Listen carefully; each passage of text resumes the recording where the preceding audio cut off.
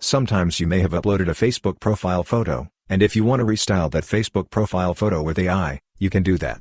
In this video, we'll be showing you how to do that using the Open Facebook app.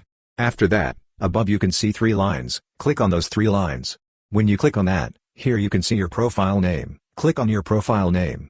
When you click on that, here you can see your profile photo, click on the profile photo, and here you can see Restyle profile picture with AI, click on that. And one thing is, if you want to make any edits to this, you can click on Describe Edits, and you can add or remove anything, or change anything.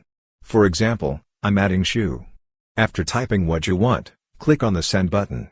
When you click on that, AI will make the changes to your profile photo. Here you can see the shoe has been added, and if you want to change this style, you can select whichever style you like. For example, I'm selecting this style. And if you want ideas, the ideas option is there anyway. After every edit is completed, here you can see the Done button. Click on that Done button. And if you want to save it, click on the Save button. When you click on that, that profile photo will be saved.